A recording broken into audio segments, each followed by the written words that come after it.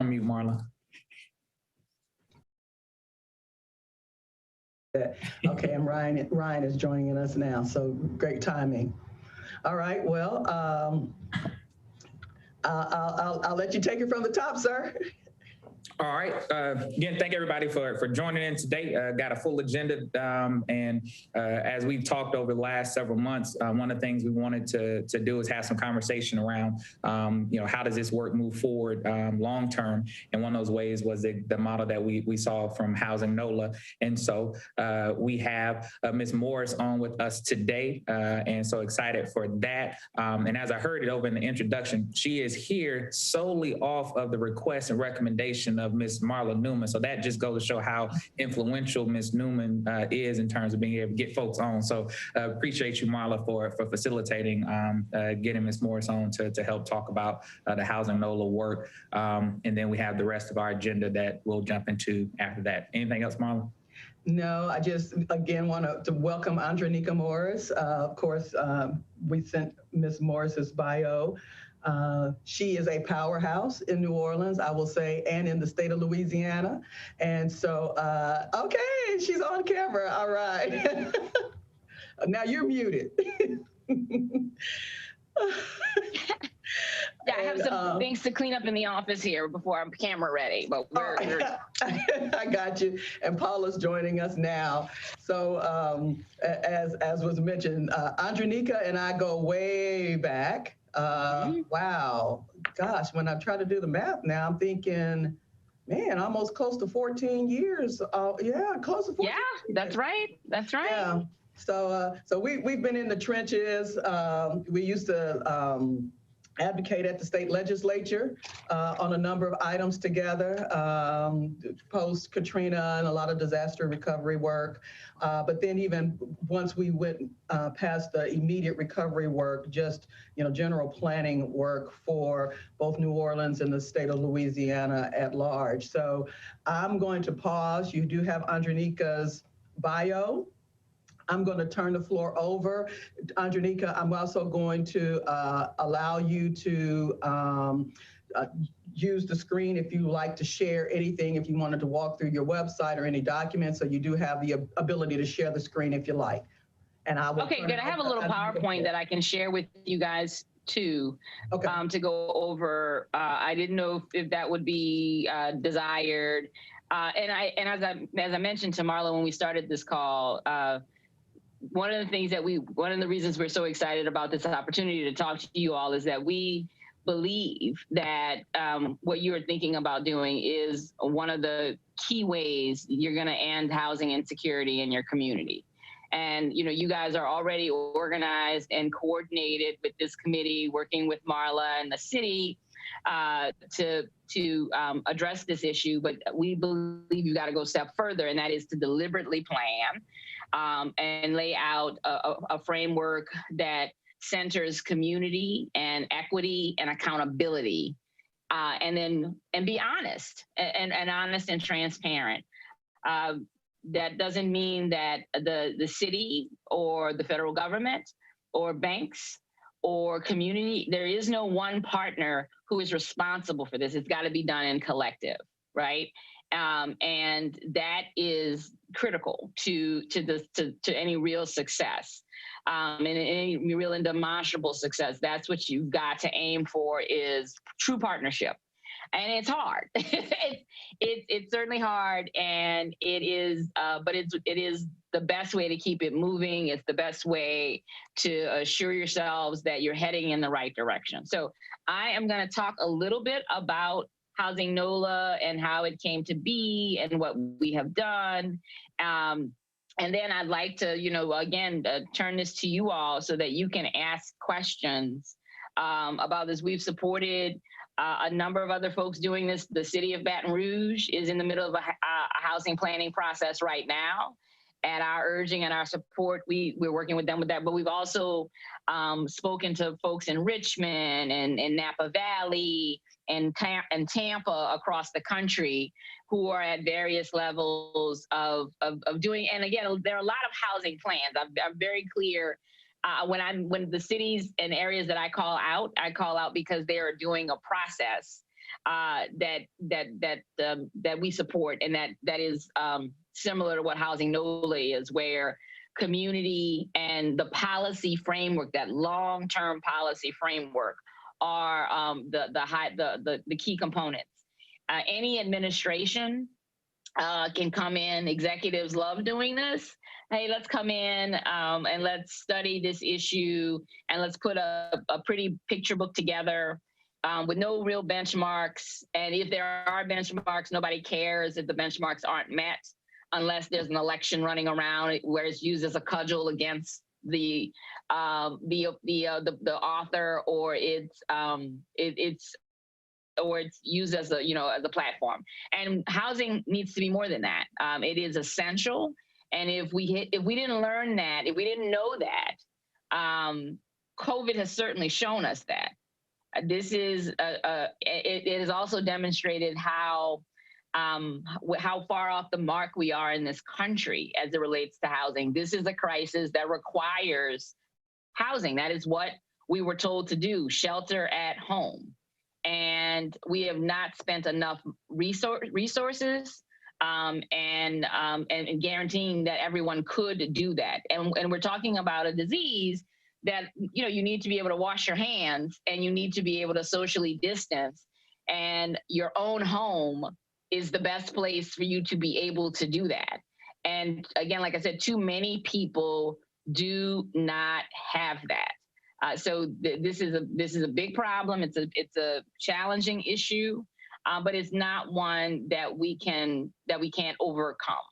So wait a minute, sorry, I'm trying to pull up the right PowerPoint here, because we want to make sure that I go over this with you guys and you understand also how we've connected this to the larger work that we're doing, and why it's so important. And I don't need to go into, sorry.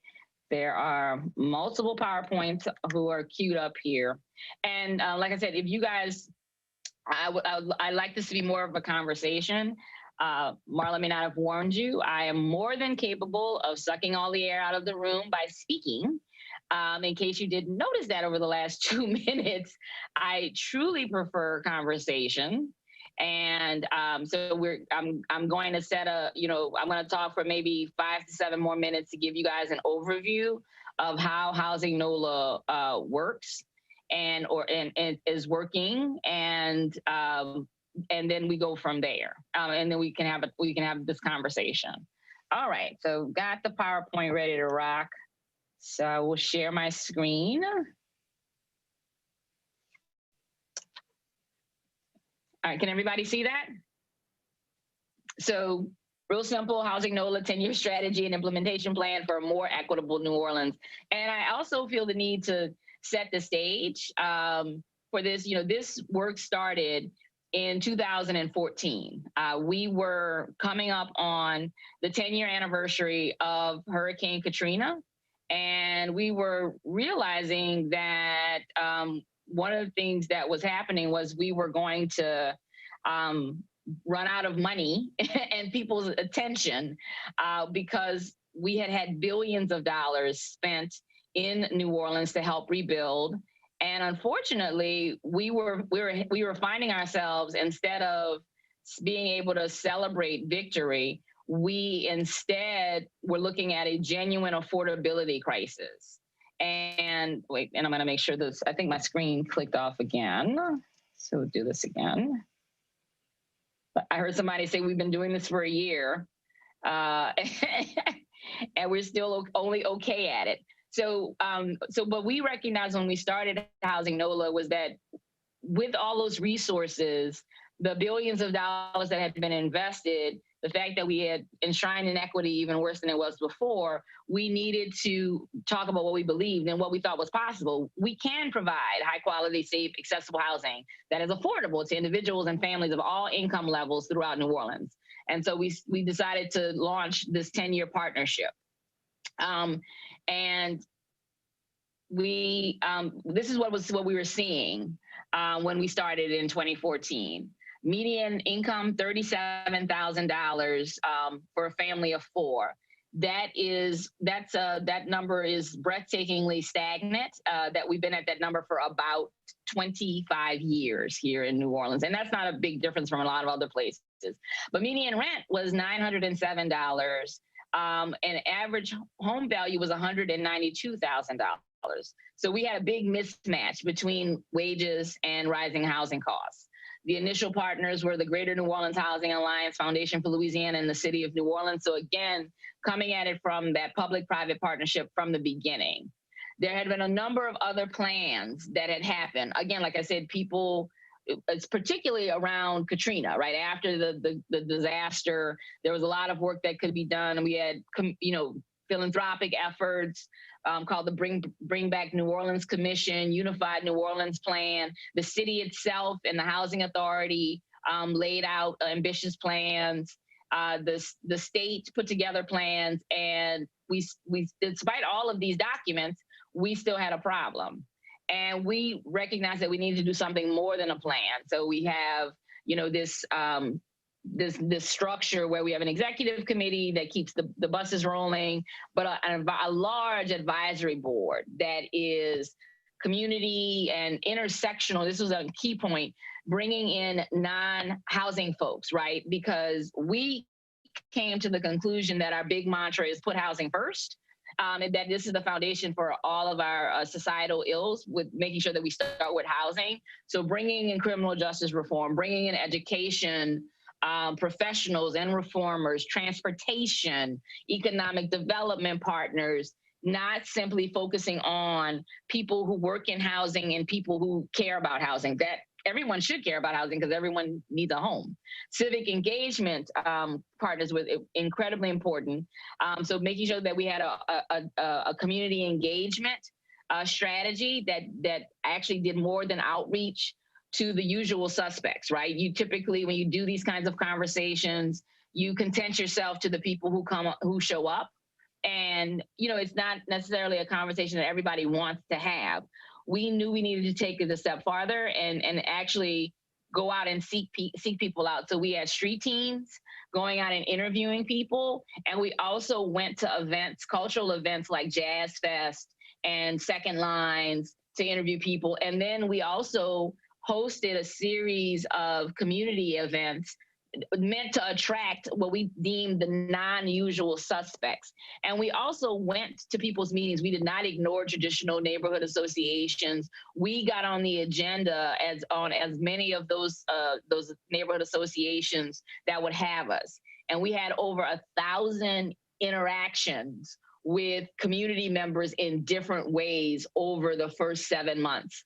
We also trained more people. We had community ambassadors. So these would be just regular people who were leaders inside of their community, and they would go and speak at the neighborhood association meeting to talk about what we were doing and why it was so important. Data is really important. We wanted to make sure people understood what we meant by affordable housing, what we meant by housing crisis. So you all know that there is a definition, the 30% rule, that most people don't know about that. Most people in New Orleans know about it now because of what we've done, but most people in most places don't know about the 30% rule. And but we needed people to understand what we were talking about and be able to talk about what's happening in their community and how it's changed or gotten better, gotten worse over time. Policy working group, this was a big one. So all of that data analysis and community engagement was the first one. And so we had a policy working group that assembled very early on. It was a lot of the usual suspects when it comes to policy work. And we told them that they had to sit for the first 7 months because we were not going to work even in notion of them drafting a version of the plan or coming up with ideas until we prepared community to sit at the table with them. So what they did for that first 7 months is they helped craft questions. They talked about, well, okay, this is the kind of thing I would like to hear from community. And this is the kind of information that I want to share with community. It was a little frustrating for them, frankly, because they wanted, when are we going to start to get to work and talking about what the plan is going to be? But equity was a huge component inside of this. It was actually key to the funds that we raised. The Foundation for Louisiana was our, and the Ford Foundation were our key funding partners inside of this, and they have a very clear and cogent concept of equity, and it did not involve a bunch of policy wonks sitting in rooms during working hours, figuring out what the plan would be while we are simultaneously talking to community, preparing community for this conversation, and then coming back and presenting them with what, ta-da! It was very clear that we did not want that to be that kind of initiative for a number of reasons, but also with equity. This would ensure, because 10 years is going to cover any, there is no set of election cycles that would allow us to keep the same partners at the city level or the state or federal level, frankly, throughout that time. So community had to be the connector. And we also included in that, so that also is one big key part, is how do we make sure that community is in fact calling these plays, right? How do we guarantee that? So their community review team has a different role. We have the executive committee, which functions like a traditional board. The community review team is a group of volunteers who cannot work in housing. They can't be housing affiliated at all.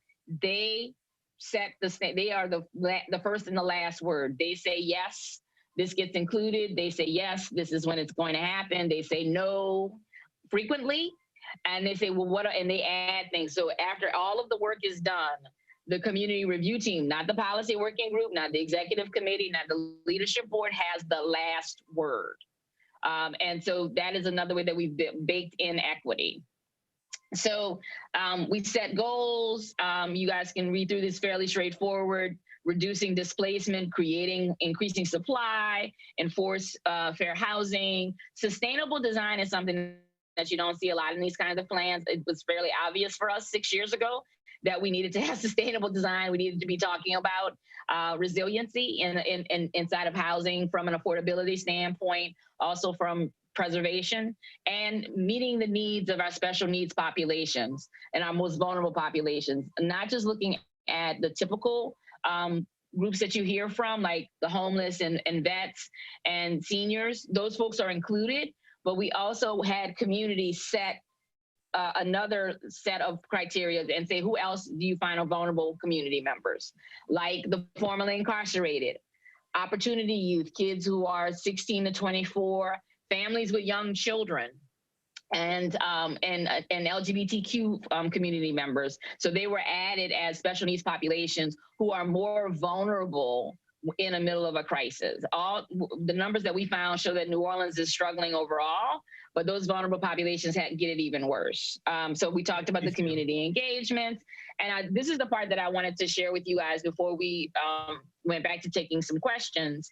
As I mentioned, how drastic things had changed, and how despite all of the rebuilding efforts that we undertook during Katrina, how things actually became worse after spending billions of dollars in New Orleans for housing. These are our rental rates before and after Katrina, and where we were, and why that $907 is so startling. So pre-Katrina, you'll notice you see 14%, 17%, 45%. So almost 75% of the market renting below $500 a month. That's in line with a tourism economy with the kind of low wages that we have here in New Orleans. Those wages did not change. But post-Katrina, instead, those homes and apartments have been replaced by units starting at $700 and $750 and going up. And wages didn't change. The numbers are even worse when you talk about what's happened with our homeownership market. So 60% of homes in New Orleans pre-Katrina were valued at $100,000 or less. So that meant someone making $10, $12 an hour at a municipal job or mid-management at a hotel, having been there for a number of years in a supervisory role, could buy a home. That dropped to 17%. And instead, what's dominating the market now are houses starting at $200,000, which is out of reach for the average employee. So those are that's the part that this is why this was so important to us and why it was necessary to move this forward. I'm trying to stop the share here. There we go. Wait, it's still sharing. There we go. And so that's why this was so critical. And why, because despite building thousands of new units, rebuilding thousands of units, we found ourselves worse off and in the grips of a genuine, really unsustainable affordable housing crisis. So that is an overview of what we've done. There's more that I can talk about, obviously, but I wanted to kind of ground you all and in how we came to this work and talk about any questions you might have. Andronica. Yeah. Andronica, yeah. Thank you. Thank you very much for this. It's great work, I will tell you. And looks very organized. I just had a quick question on your slide when you talked about sustainable design. What did you all mean by sustainable design in your affordable housing? Sure. So we're talking about elevation because of flooding. We're talking about energy efficiency. We're talking about making sure that houses can stand up against hurricanes, up to when a shelter in place order is called, which is usually, category 2 and below. The houses need to be able to stand up against that. We're also looking at 100-year-old housing stock. We have some things in common with you guys. Older homes built for the climate that have been cut open for modern HVACs and other modern upgrades, and those upgrades have not held up, right? Water's been allowed to intrude, causing mold and compromising the structure of the home. We updated our building code. We're still a little bit behind on the building codes, but making sure that everything that was, and that not everything was rebuilt, right? Despite the fact that 80% of the city was underwater, not everything got rebuilt. The things that have been built new have been built to modern code, but there's a lot of rehab work. There was a lot of rehab work needed, and making sure that those homes can withstand the next storm, and also making sure that we're not putting people in danger by building affordable homes in low-lying areas. So sustainable design is doing a lot of work, right? It's all-encompassing. I got you. Thank you. Andrea Nicia. This is Paula McCoy. Yeah, don't read it. It's not going to help you. It's not going to. I was curious about your community engagement. You're talking to the community, and you mentioned the community review team. Yes. And, how did the community review team, create awareness to the broader community? How did that trickle down?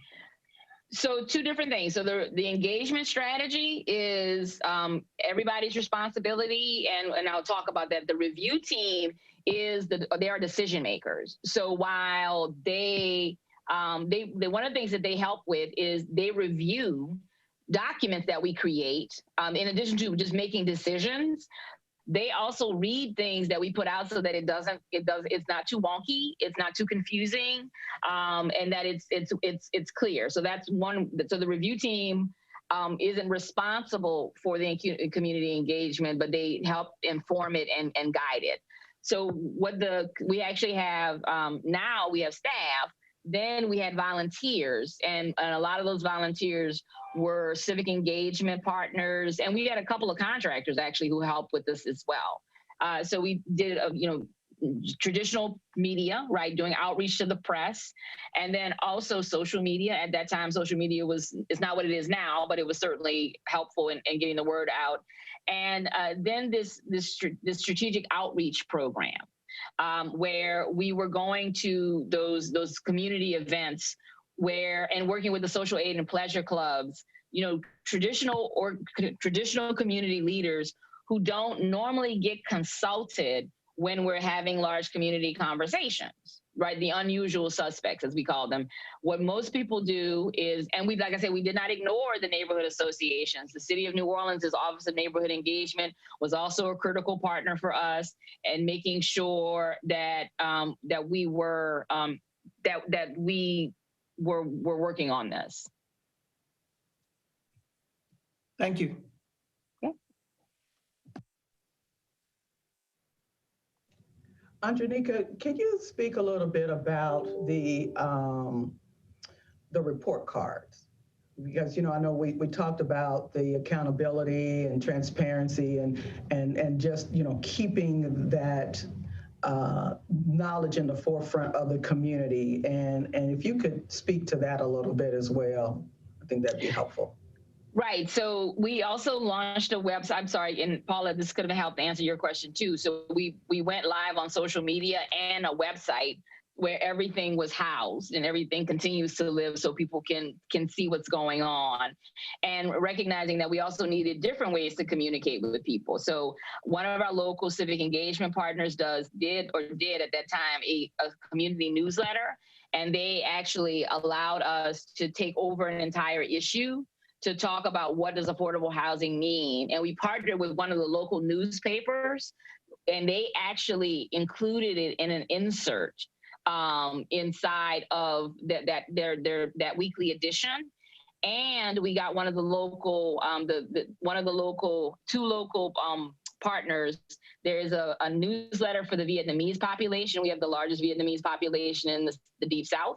And there's also a newsletter or newspaper for our Latino community.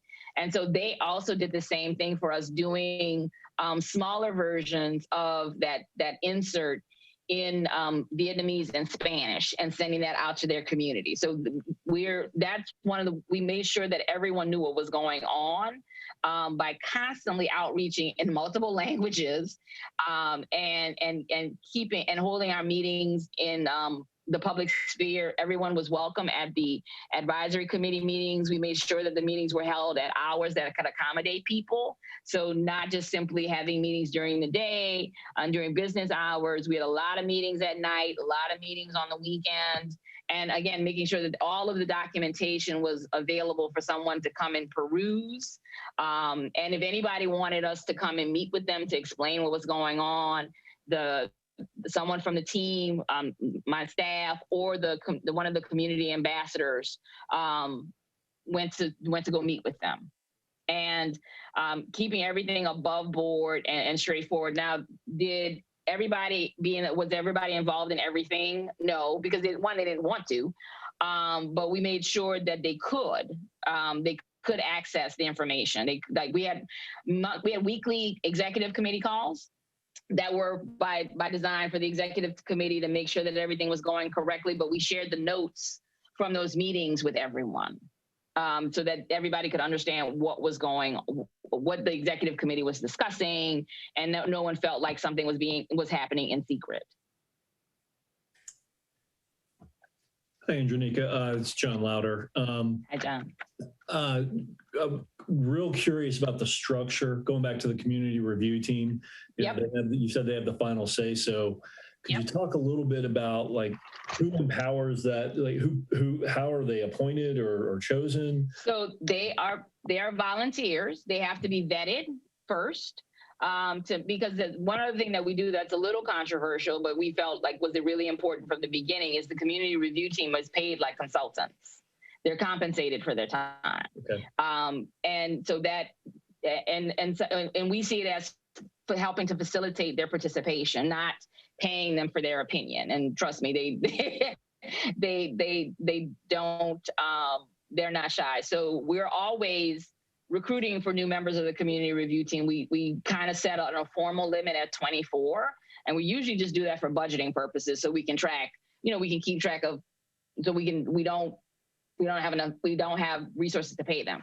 Mm-hmm. And we do it very, in a way that makes sense. We do gift cards to a local grocery store, and that way, it's not as usury, right? It doesn't feel like they're being paid in the same way, but they are being compensated for their time. So that's number one. So anyone at any time can present themselves as, I'd like to be a member of the community review team. The only, they have to be vetted to make sure, like I said, they're not a member of government, and they don't work in housing, right? They can live in subsidized housing, but they can't be on any developer's payroll. They can't be, anything like that. That's what we want to make sure that that's not happening. And the other issue is we just want to make sure that they understand what we're asking them to do and what's the time commitment. The community review team meets once a month, usually for 2 to 3 hours. And sometimes they meet multiple times a month, and they're compensated every time they come in and things like that. But they have to do prep beforehand. They're going to be sent documents that they need to read and prepare for, so that conversation is fruitful. And what will happen is if, especially if something with their role in making sure that things are understandable, we will spend more time with them on documents sometimes. Like we might have budgeted or planned for, hey, it's going to take you 1 meeting to review this, the annual report.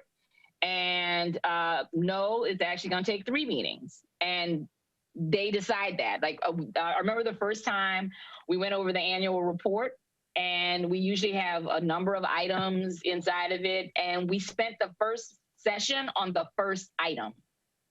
And at the end, like we were halfway through it, and they said, look, we really want to dig down on this. We really need to understand it. And it's one of the most important items is the production numbers, right? So it wasn't like we got distracted by a butterfly, right? It was and they're like, why are these numbers so crazy, right? That they wanted to understand.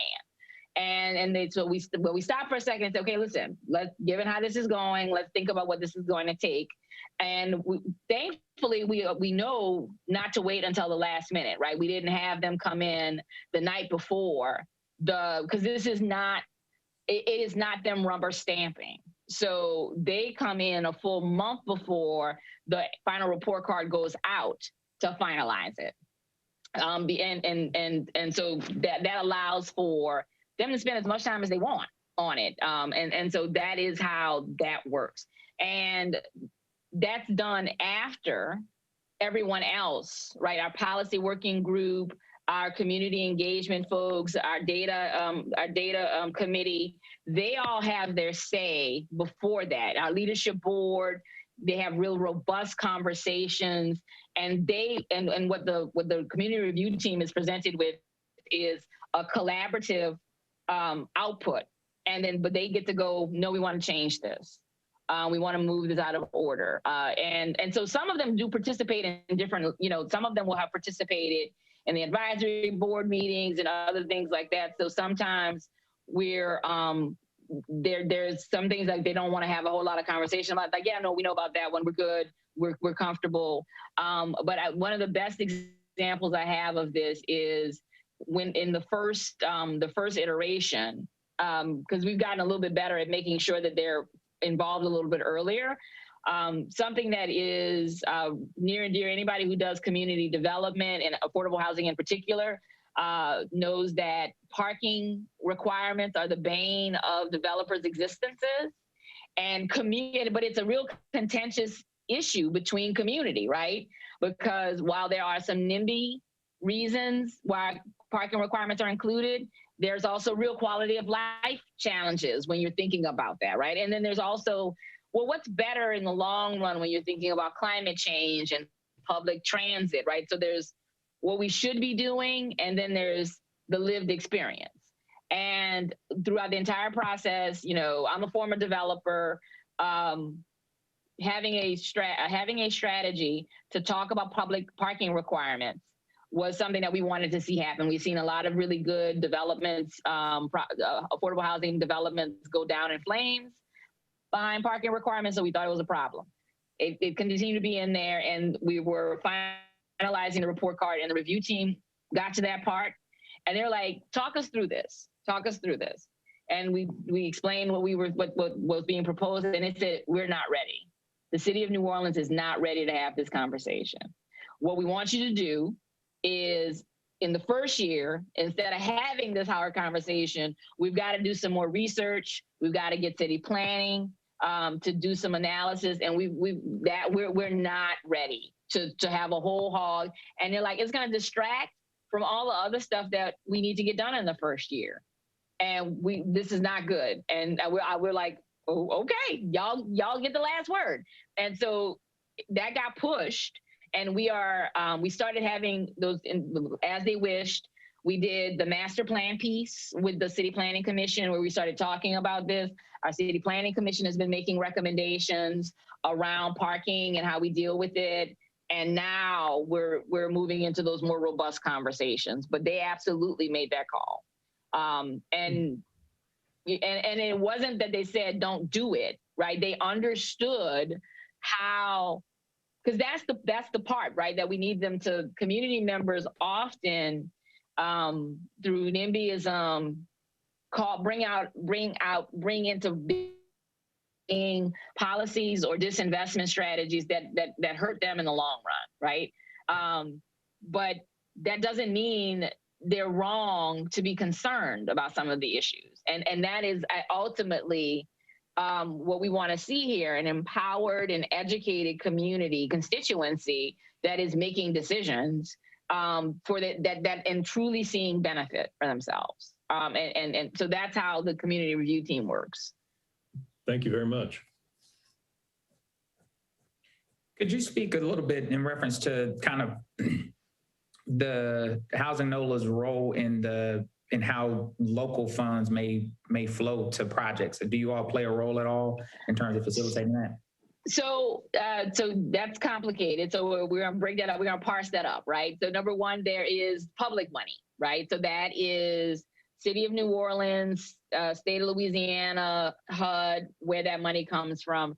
So we do advocate on, fair and equitable investments from working with the city and our fair housing partners on the affirmatively furthering fair housing, right? And monitoring whether or not we're doing what we say we're going to do with those funds. And supporting, like, for example, and advocating that more funds be distributed. And when there's a problem, like there's a choke point, that is where particularly our advocacy partner, the Greater New Orleans Housing Alliance, gets to strut its stuff, right? So one problem that we've been dealing with for the last year is our local housing authority has been having several problems with getting their vouchers allocated and getting our project-based voucher landlords paid. Well, not even paid, I'm sorry, getting them people to live in them, right? So we had, at the worst it got, and again, the Housing NOLA report card was how we were able to raise the alarm. We're like, wait a minute, you guys have 1,000 unutilized vouchers in a year? Like the last time we checked, we do data analysis every 6 months, and we saw the numbers getting like we slipped a couple hundred, and we were like, okay, that's weird. And then, but 6 months later, it was almost 1,000. We were like, wait a minute, what is happening? Wait, time out, what's happening? And so we had a meeting, what's going on. And so we have been working with the Housing Authority over the last year to shift that and to do things like, one of the things that they're doing is they're purging their waiting list, because part of their problem is when they did their waiting lists almost 6 years ago, they didn't collect basic information that would allow them to make good referrals to the project-based landlords, right? And so that is one of the roles that we play in making sure that the federal funds are allocated in a way to make that they will work. And that's hard for developers to do, right? Because the developers like, send me tenants. We can come in from a global perspective and say, you're underutilizing these resources and help them work through not that we don't benefit because we live in community, but we're not a developer who's screaming because their utilization rate is their occupancy rate is dipping below 90%. And then when it comes to private funds, what we have been doing is we have a lenders roundtable where we have been pulling our lenders together to try and get them to make the kind of CRA investments that are necessary for developers to actually, and our CDCs to bring about the projects that they need, right? They're not going to be able to get this done with only public money. That's a fantasy. There needs to be a significant investment from our lenders. CRA calls for that. And so we need them to be making the appropriate investments. One challenge that we've been dealing with, and we're excited that again, making these pools available. So we went in, I don't know if you guys are familiar with the Pro Neighborhoods competition that JP Morgan Chase does. So they typically work with CDFIs. We are one of the few awardees where they didn't select a CDFI. Housing NOLA is the lead, and we are partnering with CDFIs who are housing the funds so that we can get it distributed to the developer partners. So we tend to play watchdog and connector and convener as required. Okay, and just one Did follow-up. that answer your question, Derwin? Well, so in part, the only other the piece I guess I would ask in addition to that would be a follow-up on like the, have any, because we've been talking about, and I know there may be opportunity in the future. Let's say there's a local, housing bond or annual resources that come through from CDBG resource and those things. Is that strictly kind of the city doing that work, or does Housing NOLA engage with them? Do they help set priorities on? Yes, we do, and so yeah, no, when we do that, the issue is that we've done infrastructure bonds, and part of our concern is that the city hasn't done any direct housing bonds, right? So while we did an infrastructure bond 2 years ago, and housing is going to get a sliver of it, which we were like, that's okay. If we have been trying to push them and work with our finance authority, our local finance authority, who can do a lot of these things as well. Our bonding capacity is not where it should be, because of Katrina. We still haven't really recovered on some of those financial fronts, despite, again, that's another sign of how we just didn't do what was necessary. So in that instance, yes, we would be, when we get the city to do, because that's on our priority list, when we get the city to do a strictly speaking, massive fundraising piece, we do involve ourselves in that. And the city, and again, we don't dictate, right? We work collaboratively to set priorities. And so while we would like to have seen a housing bond, we were like, okay, this is fine. We're going to take part of it. And the city has actually tried to work to create other housing streams. That's been what they've wanted to do, like short-term rental, fees from short-term rentals. And so, yeah, but that becomes the next piece. Through this collaborative process, okay, you wanted to do A, you wanted to do B.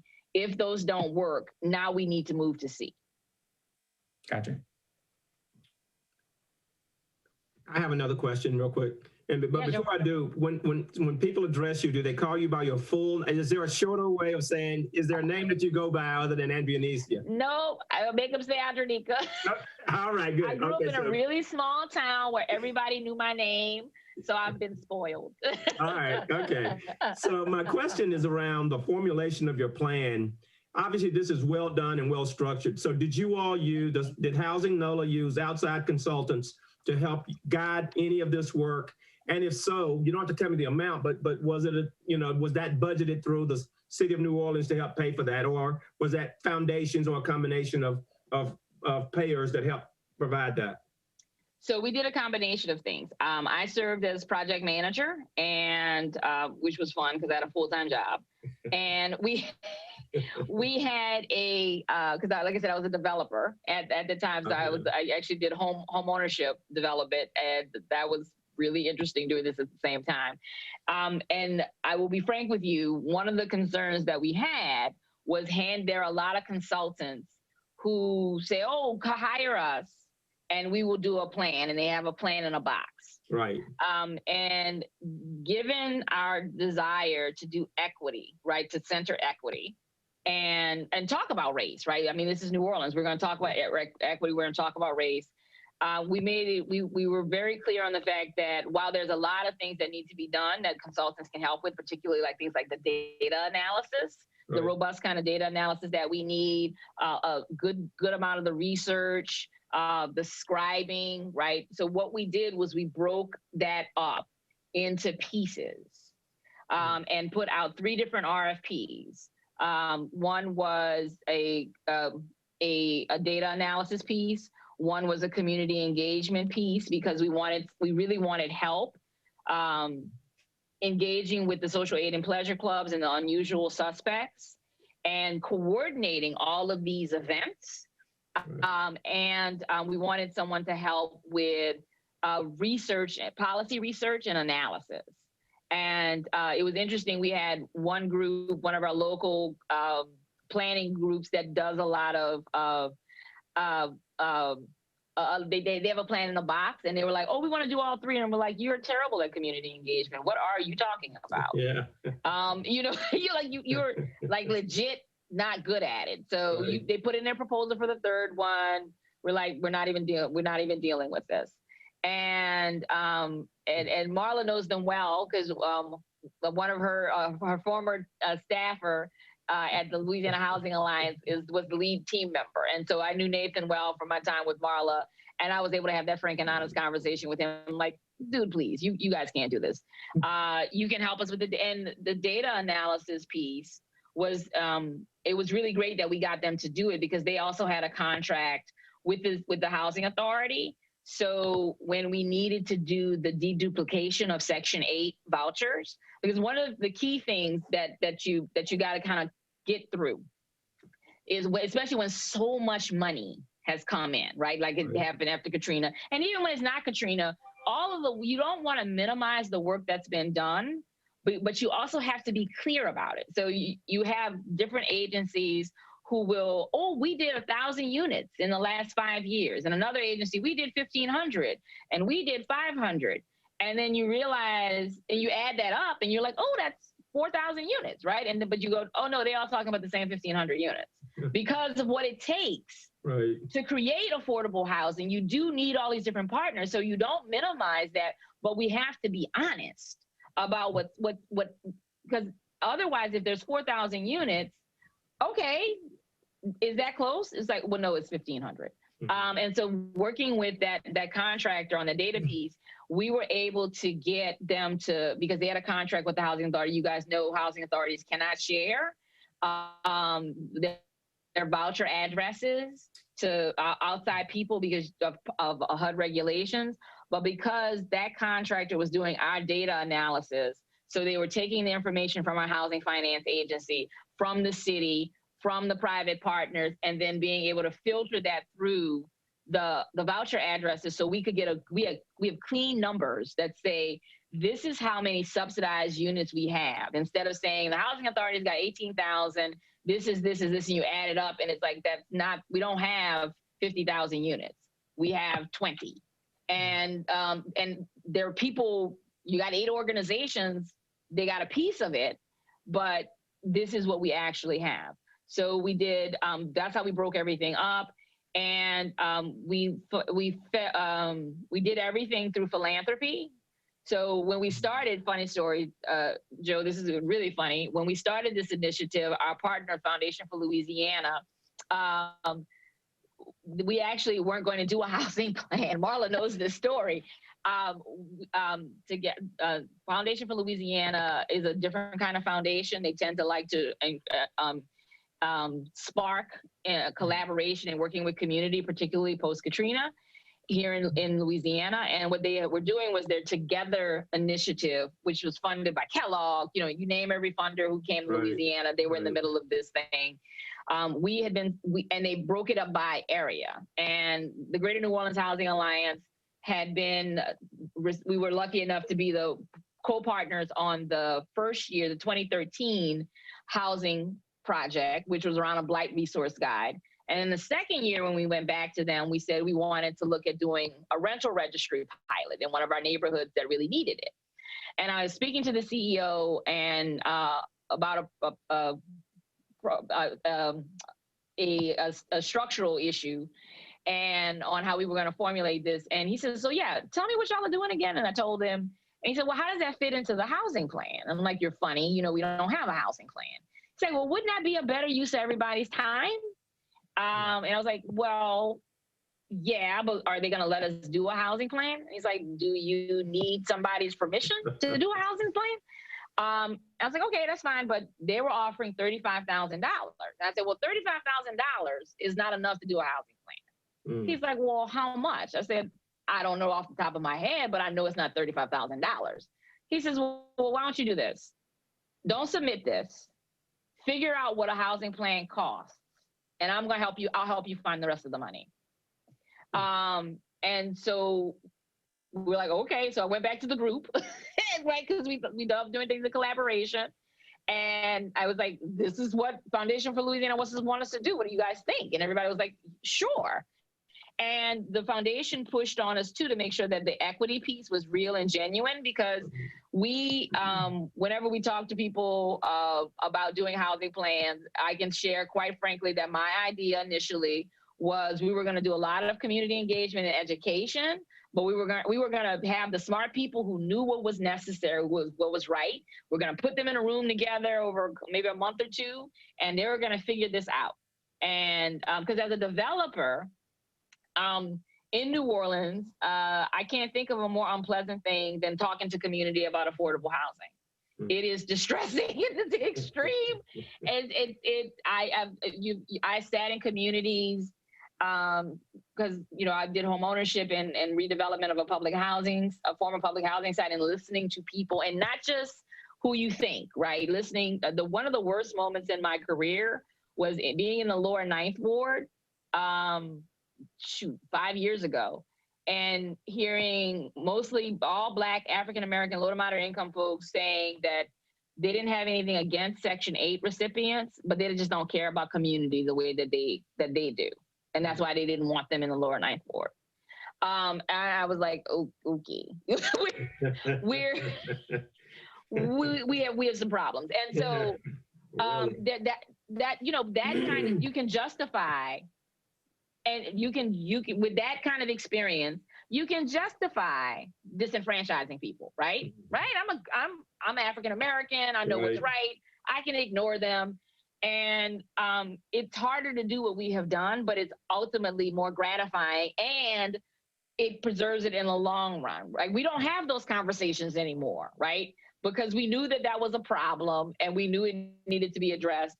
And we knew it needed to be addressed not by me or somebody like me lecturing them, but that them working with those community members that they have disdain for, who they don't even realize are just like them, right? Especially in a place, I mean, that was the reason it was like one of the worst days of my career, because I'm in the lower Ninth Ward, and I'm listening to people who, on paper, there is virtually no difference between them and the average Section 8 client. Right. They don't know that, clearly. But, you're like, we're like, no, this is not, we can't let this happen. And so that was, so it ended up costing almost $300,000. And so what we spent, we were going to do it initially, it was supposed to be $35,000, and it was going to take 6 months. It was $300,000, and it took 14 months. So a definite increase in change and shift. And again, we're transparent. We don't mind sharing all of that stuff. So what ended up happening was the Foundation for Louisiana was as good as their word. They went out and they brought Ford Foundation covered most of that, right? And including a 3-year grant for operationalizing on top of that for about $500,000. So they don't do that anymore, unfortunately.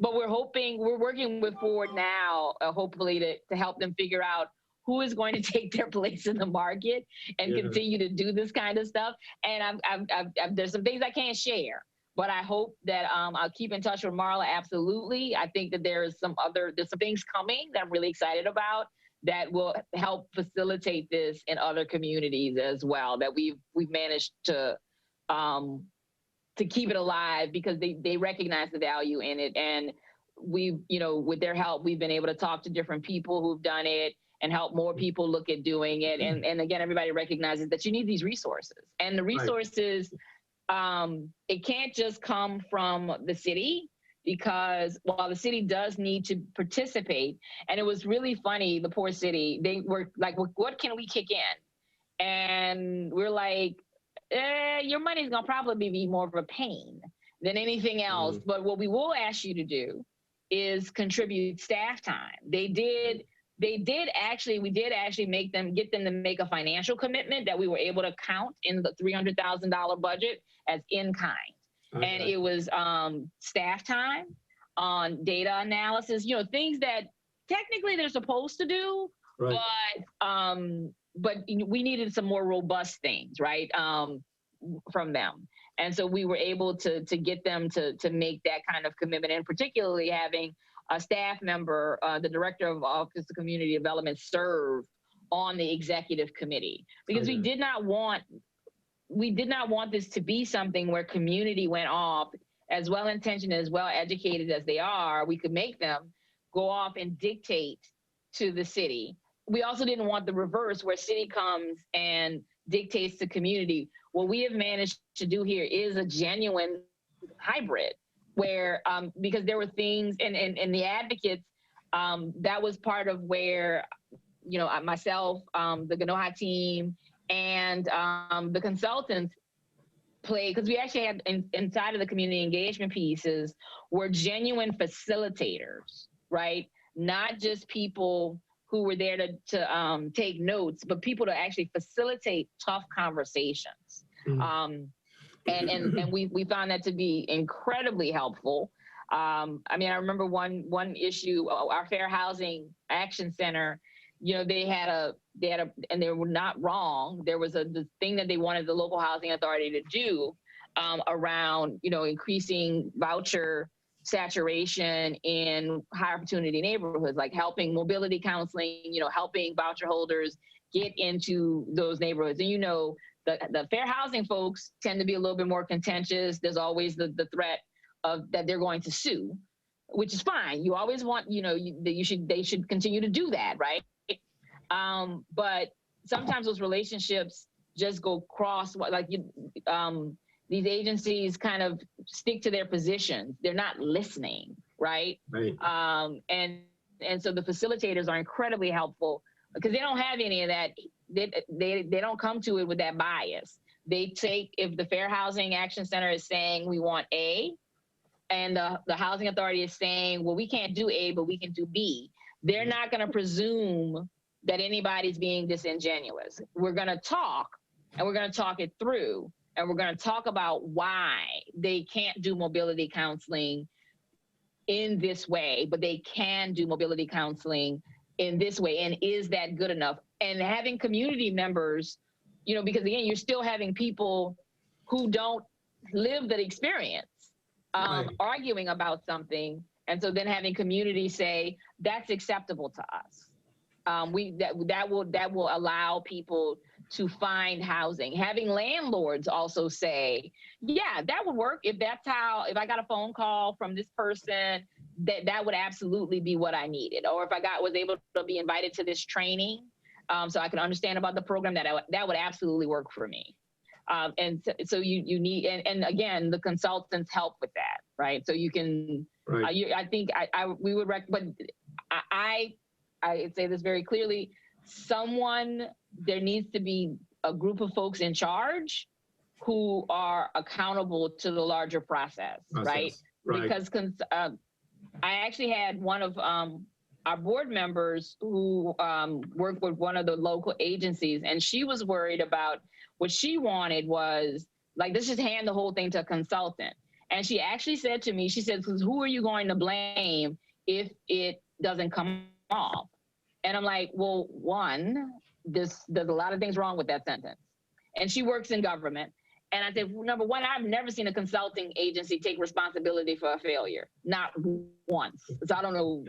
Yeah. You may blame them in your board meetings, but they don't actually take responsibility. So the buck stops with me and us. So we're going to take the blame. Number two, that's just not how you manage consultants to success, right? Like you're setting it up so that they're to blame. No. Yeah. Like if they don't do what they've been, like if we lay out, because, you know, some of this is unknown. Like, are you going to get community to participate? You could do all these different things and no one show up to the meetings, right? That's possible. Right. That also means that you've got to adjust and say, okay, we got to try something else, and we got to try something else again, and we got to try something else again. That's the accountability part, but you can't set it up to go, well, I mean, because also there's a fatalism inside of that has you going, well, yeah, you can blame them and you can just say, well, we tried. Yeah. And so, yeah. Well, no, I would thank you for that. I just want to say thank you. And I knew that as good as you know, Marla and Melon and Shavonda are, we were going to need more than city staff in order to put a housing plan together and to do what we need to do as a coalition kind of thing. So I wanted to address that part. So thank you very much. I think you've affirmed that for me. Yep. I have another question for you. And how did you all manage the emergent needs through the process? So you're doing the plan and going through 14 months of this process. You have the folks on the outside saying, like, we need help right now. This is things right here. How did you all manage that? So at every event, when we had community, when we invited community to events, we made sure that there were resources that they could get connected to. So we would have people there who could talk to them about it. Part of the problem, right, was that we don't have, and we're still building that. And it's better now than it was 6 years ago, but it's still not where it needs to be. We don't have a very good emergency system. That's part of the problem, right? So yeah, that's a big part of the challenge, is that we needed to hear that. We needed to try and refer them and connect them to the supportive services. Sometimes there were people who could get helped, right? If the situation was truly exigent, if they were homeless, but if it was, and if they were being evicted, we could connect them to legal aid and things like that. But for some people who were, I'm worried about, and they were behind on their utility bills, we had our LAHEAP funding for partners there. So as we made sure that all of the emergency system that we had, such as it was at the time, was available, but we also recognized that that was data coming in that could tell us how our emergency system needed to improve. And so we didn't shy away from that. We did not shy away from that people are gonna come, because we say we're talking about housing, and they're gonna come and they're gonna be in crisis. And we have to be able to deal with that. And that means someone talking to them, hearing them out, and directing them inside of this broken system as best we can. And we also need to document that, because that is something that needs to be in the first set of responses, strengthening that, making sure that actually works. But you're right, Derwin, it will happen. People will absolutely come and start talking about the issue, and it'll be very personal and very painful. And people will get uncomfortable in the room because they're like, well, see, we can't do anything about it. And your facilitators are key to that. But you've also got to have those services there so that someone with some compassion and sensitivity can step up and talk to that person and take them to the side so that they can get help. Okay. But you've got to be honest about, you're going to get asked, well, what happened with that, right? And those also become the big parts of conversations, right? What's going on? And like, why doesn't this work? Okay, this should be, and that actually resonates with people. It makes the policy conversations real, because this is why, this is this current strategy. So why aren't we prioritizing this?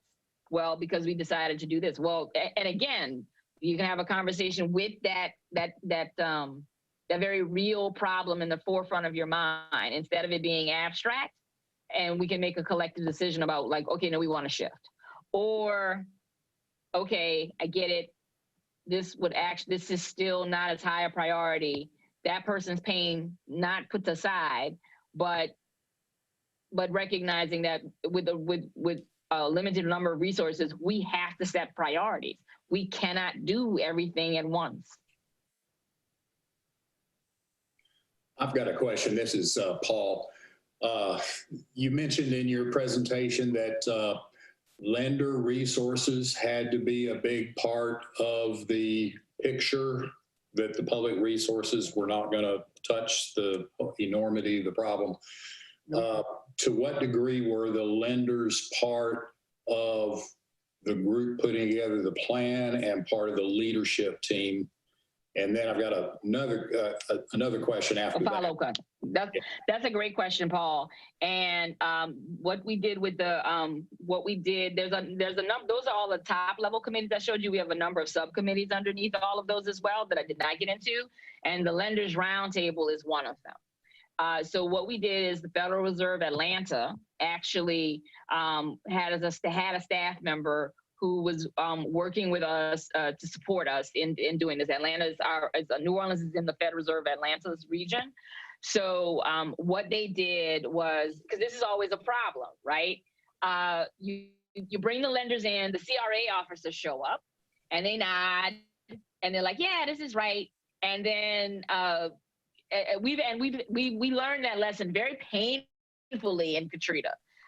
We had one program, a small rental program, where we wanted to help small landlords, give them awards so that they could rehab their property. And they wanted it to be a forgivable grant, but what they wanted to do in finest fashion of all housing policies, got to be reimbursable.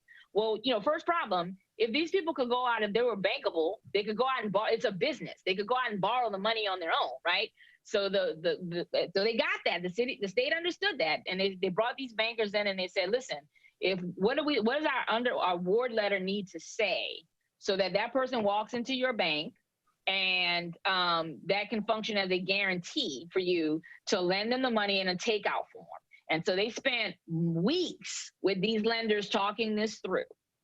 And then they issue the letters, and not a single bank lent on the strength of the letters alone. They all use conventional underwriting to whenever the people walked in, and everybody's like, "What in the world?" And what happened? So we knew we needed to carve out a space for the lenders that was their own, and we needed to have them be honest. So our finance authority also helped with this.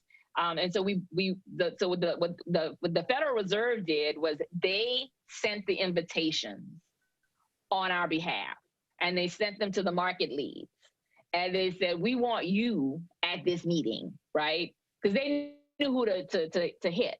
We want, and they hosted the meeting at their offices, right? So it was like, "We want you at this meeting. We want you here to talk about this." And we made a commitment also. We brought a handful of developers, 3, right? Because that's also a problem. You put developers in the room with lenders, the lenders start getting nervous, but because they're all trying to, the developers are going to do what they do, all try to sell. We had 3 developers we brought at different levels so that they could be there to pick their brain.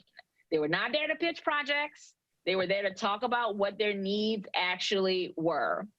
And we facilitated this conversation. And then we also let the lenders, go off on their own, only with a scribe, right? So that they could talk about what they had heard and what we were doing, and how they could, what their participation could look like in the long run, and what commitments that they could see themselves making. And so that is how and the Lenders Roundtable exists today. It's part of the reason we were able to get that funding from JP Morgan Chase. It's part of the process that we're doing with getting our developers, lending pools. We're doing a community development fund project that we're hoping to stand up, that we're going to have the banks capitalize. And this is also where we have tough conversations with them about CRA.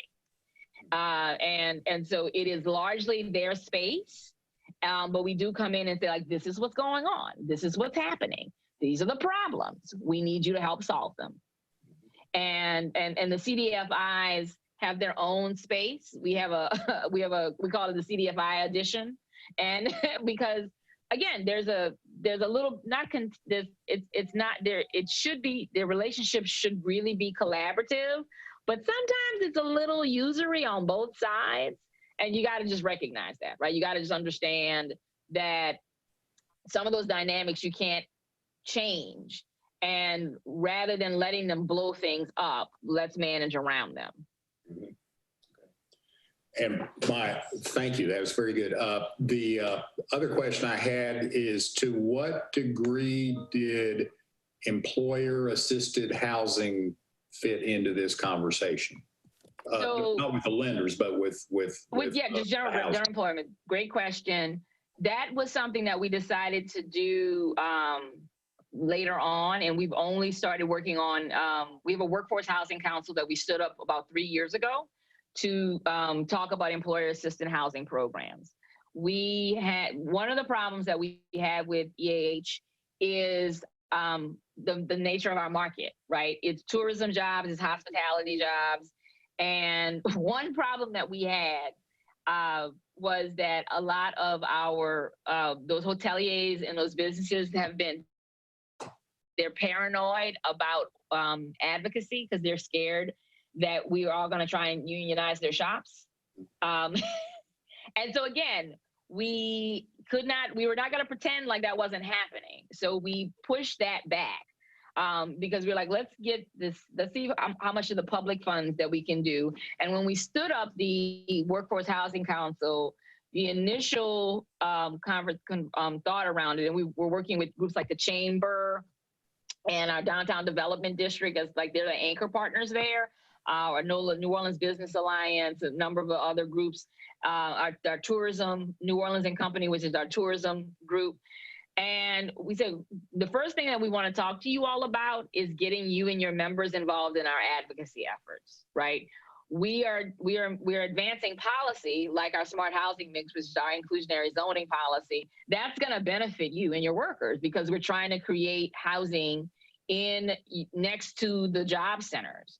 And we talked to them about, sometimes that there would be inflammatory language. Like we had a council meeting where one of the council members, who is thankfully no longer on the council because of remarks like this, who said he didn't think that poor people would be comfortable living in a nice building and we talked to them and said, he's talking about your workers, right? And they were like, well, yeah. And they were startled at that, right? Because they had heard the comments, but they didn't make the connection. We're like, that project would give your workers the ability to walk to work. And this council member said that your workers shouldn't be somewhere that's so nice. And you all should be irate about this. And they're like, we didn't think of it that way. Oh, shoot, right? So don't just show up when you want our help with short-term rentals. You also need to be talking about where your employees live. So they get it, they're understanding. And so it wasn't, and then we moved. The good news is that we had one of our employer partners, the local casino, actually has a really great employer assistance program where they pay closing costs for any of their employees who buy a home. So we had a little ace, we had an ace in the hole there. So we got them in at first talking about policy and how they should be. We're going to ask you to help your employees, right? And now we've started talking to them about the employee assistance program. Our plan got a little damaged by COVID because we in 2019 we were having and it's Caesars, or it's Harrah's now. I mean, it's Harrah's initially and it's Caesars now. They were doing big presentations about their program. When COVID happened, they stopped doing it, right? Because they pled fund constriction. So we're like, darn it.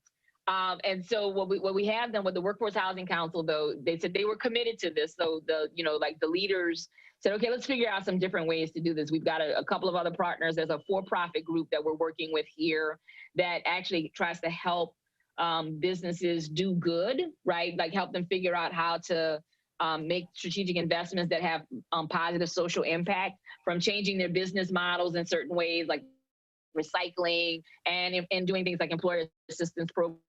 So they've joined the council, and we're doing an education series right now that we're in the middle of. We just had the latest one yesterday, talking to employers about why employer assistance programs could be a fringe benefit and how it could help build them up. So that is how we're handling EAH. Yeah, okay. Thank you, very helpful. No problem. I want to take a pulse check just with the group in terms of just where we are on the agenda and time, in terms of what we have for discussion, next steps, and then the rest of the agenda. We can lean in to this conversation more, but if folks had other questions, just to kind of get a sense, and as well, Ms. Morris, just kind of where you are. Y'all got me for 40 more minutes if you want me, but you don't have to keep me that long. I know somebody's got to go in 12 minutes. And whatever this is, again, Marla asked, whatever Marla wants. I told Marla whatever she needs, I'm here.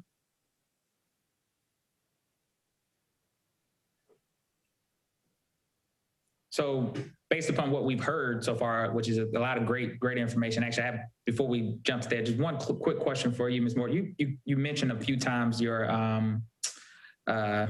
financial authority or the finance authority, Finance New Orleans, yeah. So Could you speak more to that? It may be something different here in terms of that does similar work, but what is the finance authority there? Yeah, so it's kind of like the housing finance agency for the city. So we are a large enough city where we have our own finance authority for the city of New Orleans.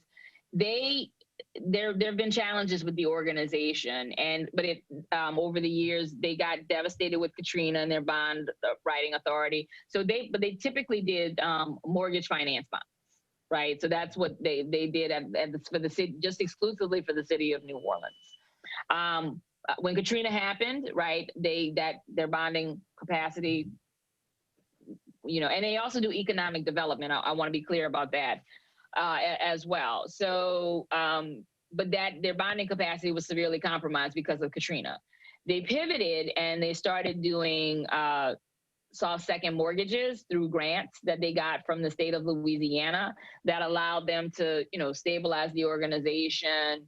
And when they looked up and they realized that it was the world had changed. They've now evolved and they're actually where they've gotten the authority to do 4% LIHTC bonds here. And they had that authority before. They got it stripped away from them, not because of any challenges, but because of some political shenanigans of the state. And then so they're doing 4% bonds. And they are also underwriting our mandatory inclusionary zoning, our smart housing mix, because they can provide the pilots, the payment in lieu of taxes, those tax breaks that these deals need in order to cash flow and to meet the mandate and also stabilize the project over the 99 years. And they've also become what the green bank for Louisiana. It's the only green bank in the state of Louisiana. And what they are rolling out are a set of green mortgage products to help homeowners, to get back to Mr. Crocker's question earlier around sustainable design. How do you help someone rehab a 100-year-old house, right? And make sure that it actually you can do things to make the house better, but are you making it stronger? And of course, all of that testing that goes into, some of the stuff is obvious, right? Like spraying insulation and making sure the windows fit.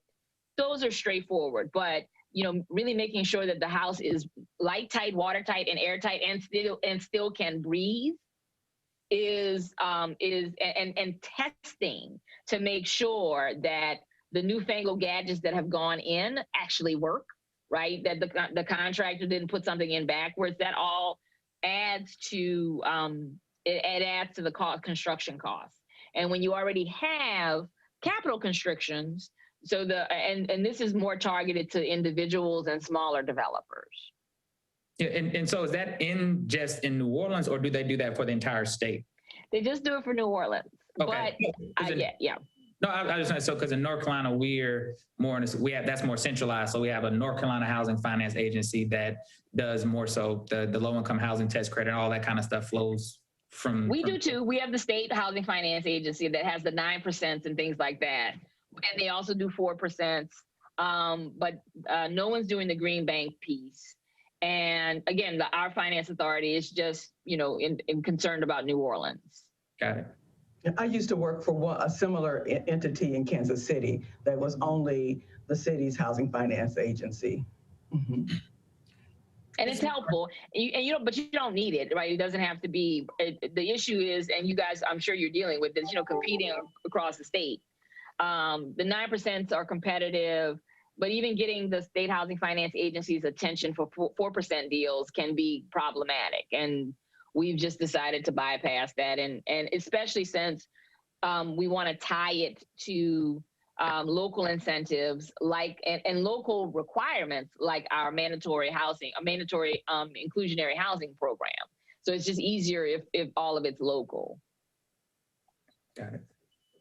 Ms. Morris, I had asked a question about data collection, and I'm wondering, how you all went about collecting your data, particularly after COVID, when the landscape may be a little bit different and the data may be different. Right. So part of our accountability piece is that we issue the report card every year to talk about how things are going. Spoiler alert, it's not going well. COVID's a big part of that. We also got some political challenges. But we use American Community Survey data. So that's done every year so that we can get a good snapshot of what's actually happening. To your point, though, Ms. McCoy, when something happens, right, because the way census data works, right, the 2020 data won't be available to us until September of this year, right? So we were in the middle of the crisis with 2019 data. Sorry, not even with 2019 data. We started the crisis with 2018 data. We didn't get 2019 data until September of 2020, right? So again, that gives us a good number on pre-COVID numbers, but what's happening live?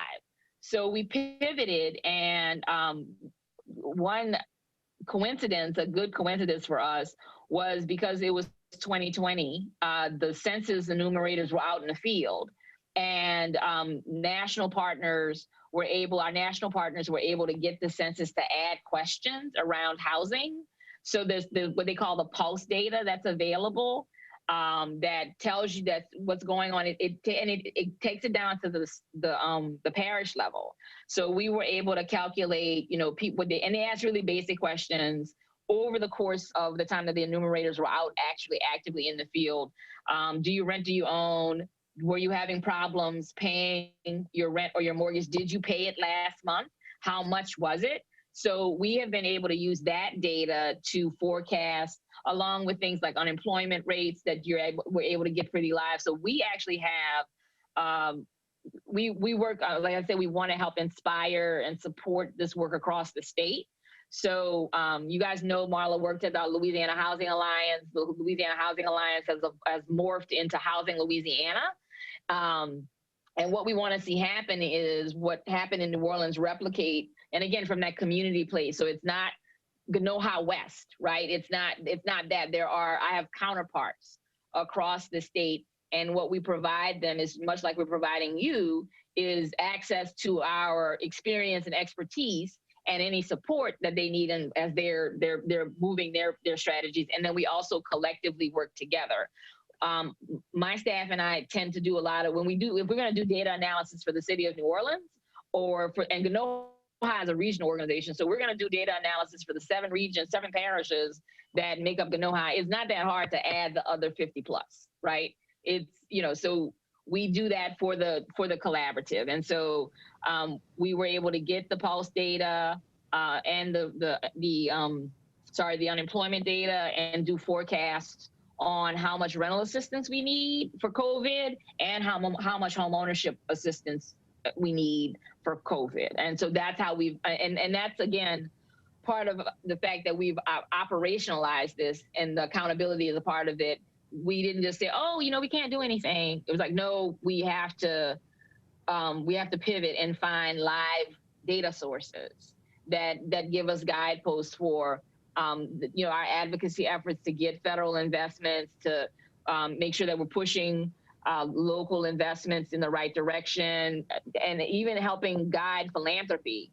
People came to us and said, well, what about doing this, and what about doing this? And we're like, yeah, if you want to do rental assistance, this is how you do it. You want to do home ownership assistance, this is what you need to do. And so, yeah, that's what we've done with COVID. Andronika, do you all partner with the data center to get, because in New Orleans, there's an entity that's focused on data, and Andronika can maybe speak to that, but they have a local data center. I know a lot of states have a state data center, but there's also a data center in New Orleans, and I'd like you to mention that. Yeah, so they actually have taught us how to do a lot of this. We would have loved to. We would have loved to have handed off all our data needs to them, because they're excellent. I mean, they're outstanding. And they have actually evolved. They're trying to do more data work across the state. One of the challenges, though, that they have is that they are also a nonprofit, and so it's hard for them. Like after Katrina, they were the place where we got all of our housing data because they were funded to do that.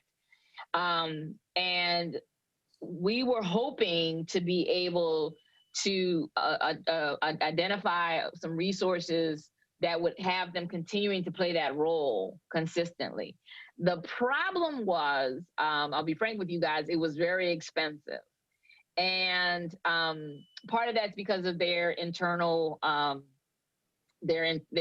strategies. Like they use PhD candidates, not PhD candidates, sorry. They do PhD level analysis, which can be quite expensive, especially when we're talking about pulling census data and making sure and putting it into charts and making sure that we can track it across the state, right?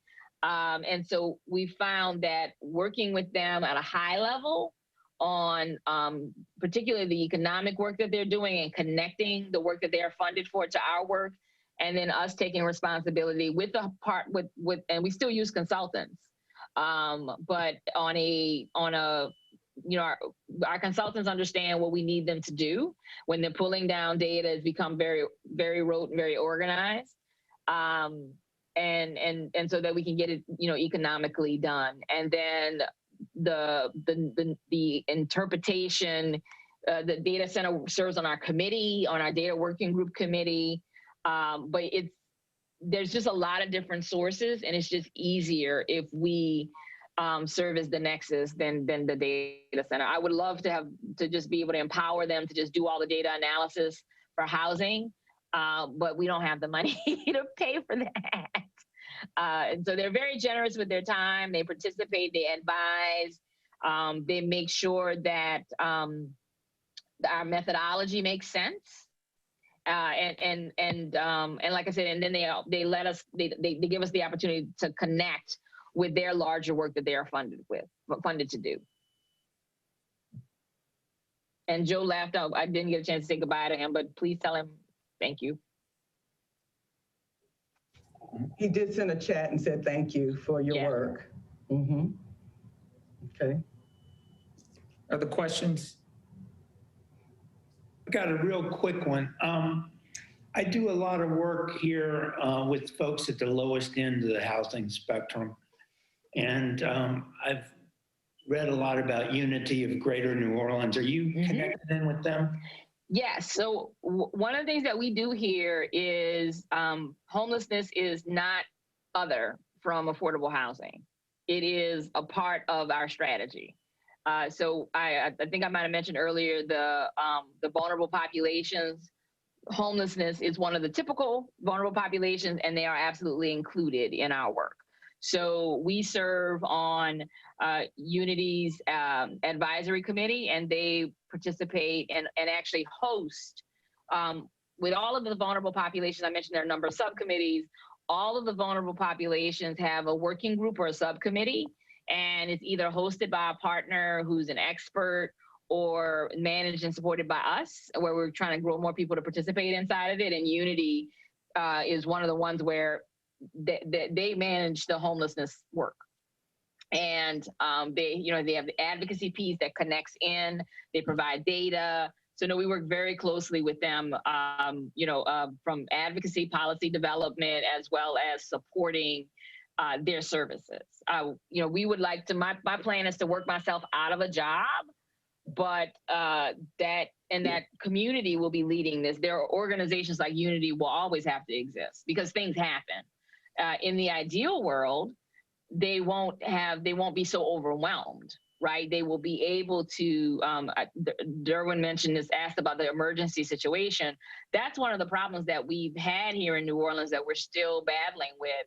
When someone becomes homeless in New Orleans, they, unless there's rapid rehousing money, they're stuck because so much of the funding has to go to the traditional services. You have to be street homeless 6 months before Unity will help you unless they have rapid rehousing money, right? And so, and you can imagine they run through their rapid rehousing quite quickly. And so there's this awful gap, and that gap has increased. And we knew this was going to happen as our affordable housing crisis got worse. Unity has absolutely impeded the Unity's efforts to bring down our homelessness rate, getting it to functional zero, because when they work with the chronically homeless, and they've worked to get hundreds in a year, they've gotten hundreds of people off the street. And their numbers for the last 2 years have been virtually at a standstill because people who become evicted have taken up the gap, right? And so while they're having tremendous progress with the chronically homeless, that those numbers are being filled with people who've been evicted and are formerly incarcerated folks who are being released and not being able to find housing.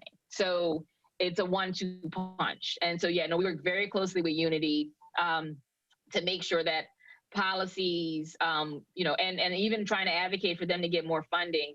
We made a joint request 2 years ago. It was not successful. We're going to go back again to our city council and ask them to increase Unity's rapid rehousing budget. We wanted them to give them a little over $3 million, and they said no. This is one of the issues that we have with, that's collaboration. Sometimes we're like, okay, we've got to go back again and say, okay, you said no, we need you to say yes. Engineer, you might have addressed this already, and I apologize if you have, but related to Tom's question somewhat, your board is, I gather just from listening, I think you mentioned that there's a city council member or a city representative on it. City official, yeah. City official on it. How is the board constituted? Like, is it representative where your different partners each are allocated a board seat, or how you do So it? we took the latitude, we organized ourselves like that on our own, but we did not enshrine that in the bylaws, because the worry was then we wanted to be honor bound and make sure that's happening right now. So the executive committee, we have foundation, community member, banker, city official, housing person, and community member. So that's the rough categories, but that's not enshrined anywhere. Okay. Because that's it's a difficult dance. We went back and forth with that, right? Yeah. We went back and forth, like, do we want to make it where we're checking boxes on who's on the board? And that's why I asked the question. I serve on a couple of representative boards, and the problem with them is if you dictate that each agency is going to send their own, then you lose control over your representation. So Correct. We said we would do it, but we weren't gonna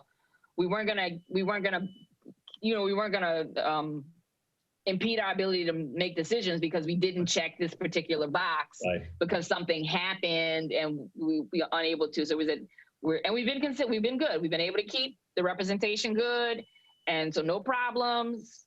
But we're actually getting ready to expand the board. We're going to be looking for some traditional.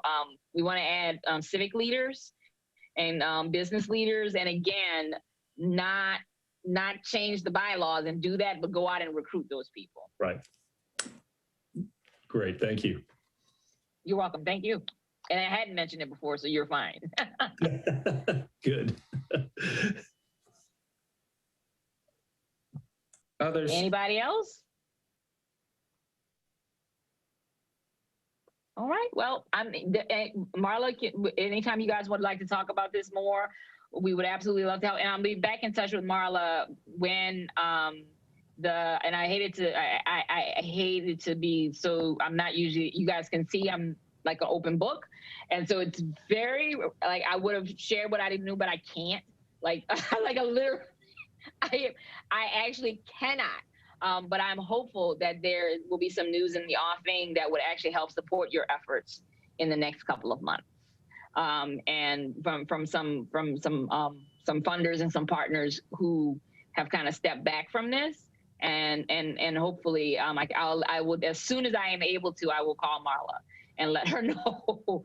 And that includes getting, I'm not gonna wait for a press release. As soon as I can talk to somebody outside of people we're talking to now, Marla will be one of the first people I call, so that y'all can get on, and y'all can hopefully get ready for that. Great. I appreciate it. Thank you. Thank you very much, Andronica. Thank you. Thank you very much. Thank you. All right, thank you guys. I know you guys at a register meeting, so I'm gonna jump out if that's okay. And thank All you right. so much, Andronica. Thank you. I owe you. Welcome. No problem, of course, anytime. All righty. Good luck to you guys. Thanks. Thank you.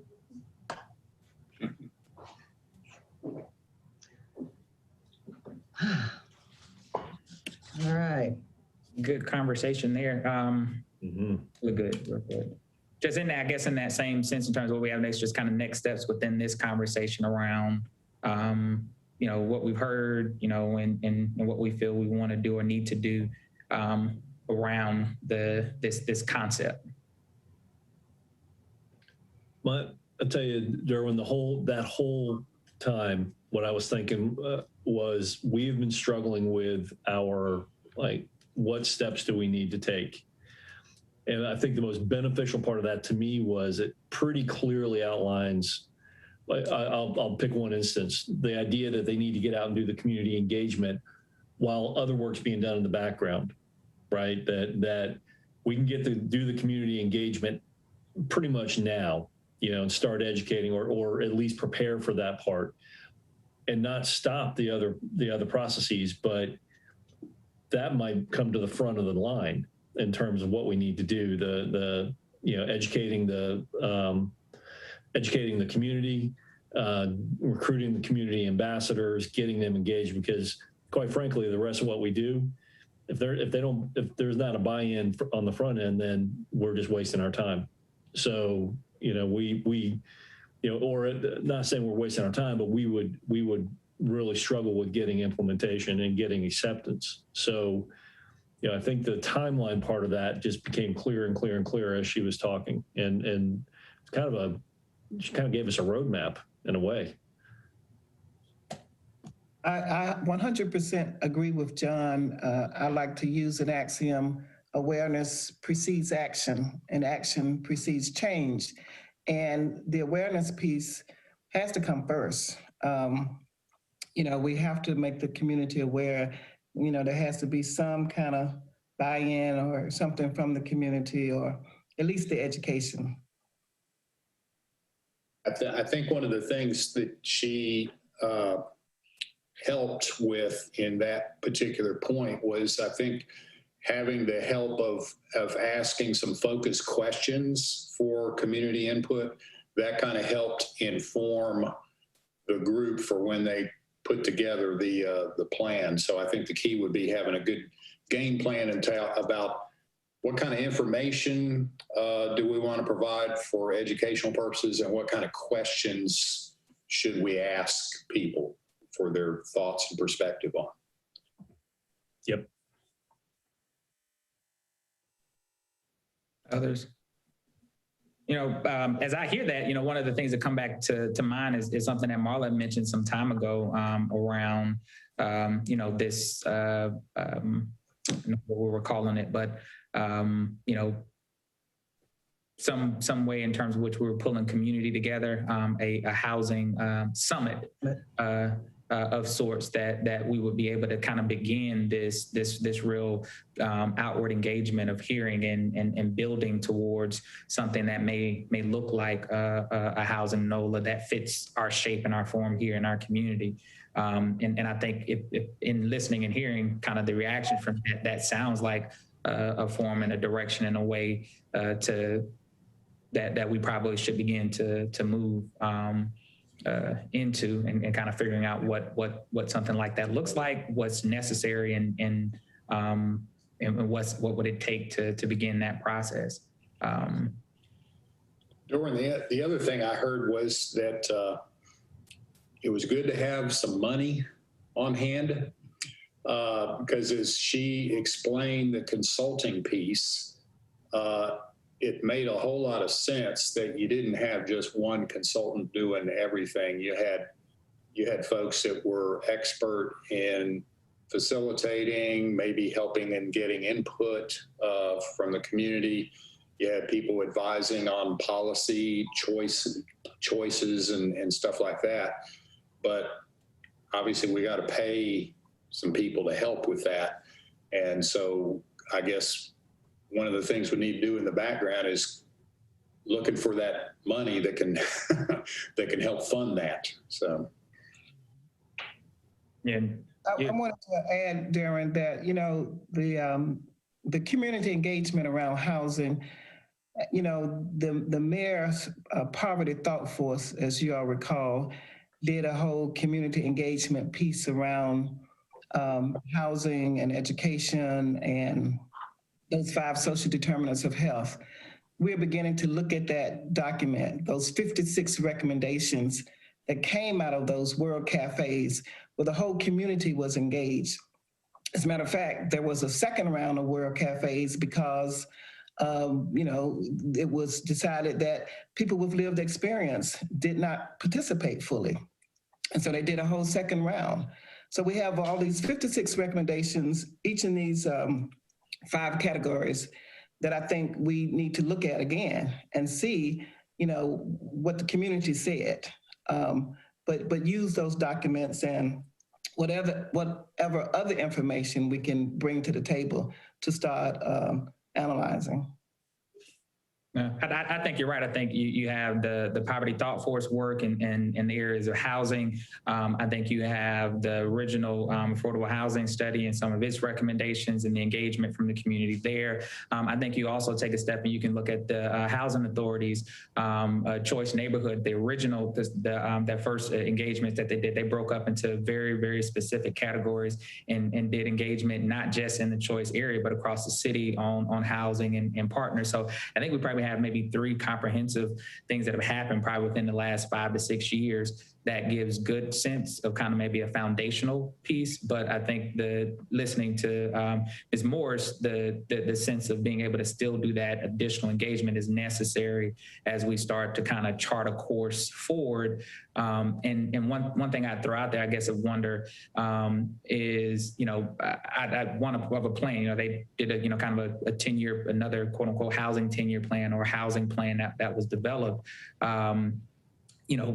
Folks want to know that these meetings, these conversations or whatever, they're leading to something. It's not another, dialogue to dialogue, not another conversation to have conversation, but kind of what is that end goal? Are we, looking to develop a housing plan, a 10-year housing plan in the community, or that's then shepherded or helped to be facilitated by, this group in partnership that's really that convener and of community and holding folks accountable. I think some of those questions may be things for us to kind of filter out and kind of see how that then gets put into kind of our next steps in the conversation.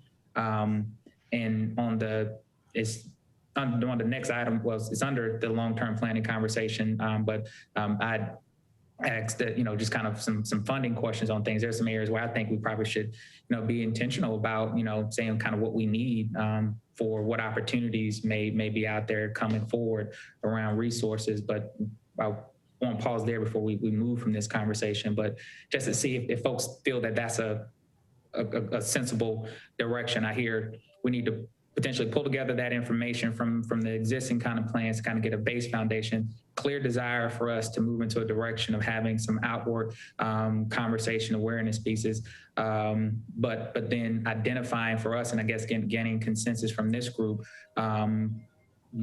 in 2 key areas. I think one, do we believe there's a need for this kind of housing plan? And then again, we still feel comfortable on attempting or desiring to move forward with something that may look like a housing NOLA, but more so comprehensive for us in Winston-Salem, Forsyth County. Yeah, I think Derwin, you hit the nail on the head. You've had we're not talking distant past, we're talking recent past. You've had multiple comprehensive community engagement / research pieces of work done. And we run the risk if we don't get out front and from the very beginning and saying, look, the intention of this is now to take that work that's been done, do a little more work on the engagement side, but to come up with the group that is going to hold us accountable for taking action that results from all this work that all this groundwork that's already been done. So, that's going to be the initial, geez, how many more times are you guys going to ask us these questions? We have to deal with that up front, to your point. the funding part, I think, so yes, I think that is critical for us to do. I mean, we need to, from all the community stakeholder standpoint, I think we need to be seen as taking concrete steps and we're moving forward. Number two, the funding part, I think that's going to be, I think to get the funding, we need to have a clear idea of where we're going with this, because any funder is going to want to know what's this. We're not just going to fund a hey, here's where we are situation report again. We want to fund something that's going to lead to results. And I think it's an easier ask if we have our ducks in a row to do that.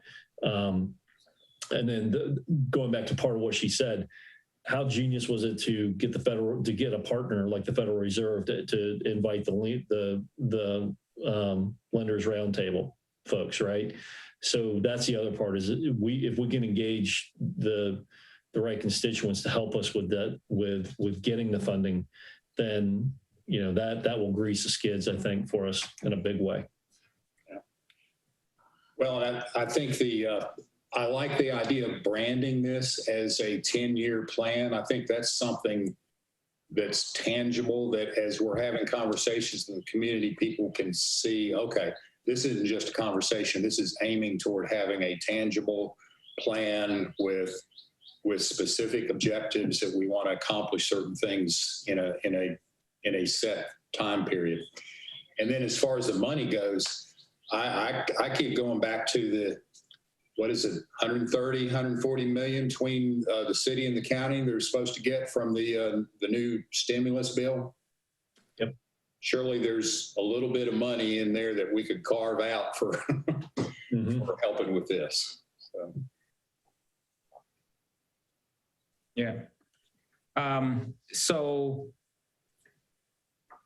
where do we go from here in this sense? So if we're looking at it, I kind of hear a consensus in the sense of, we want to get this plan, want it to be shaped in the sense of giving framing it as, kind of this 10-year sense or housing plan, understanding the time length of what has to happen.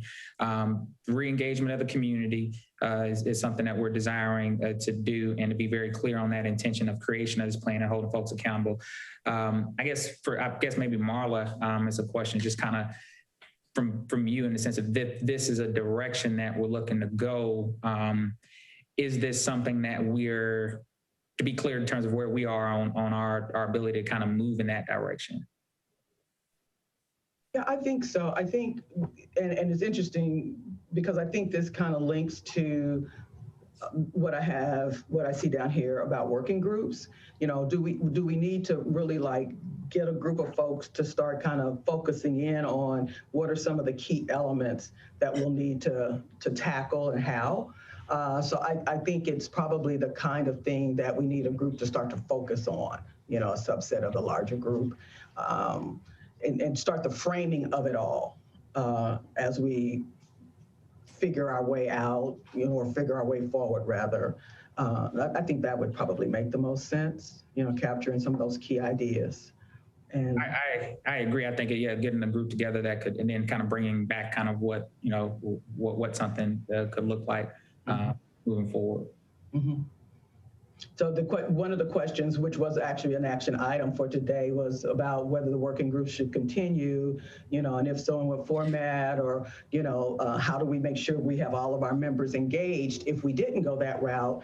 And so I think kind of tied to this is, is there one of our existing groups that would take this on, or do we just need to maybe just create a group for this particular initiative, notwithstanding the current framework of working groups that we have? And it may be its own group that is formed based on volunteers. And because there's things happening with these others here and there, that we still need to kind of figure out.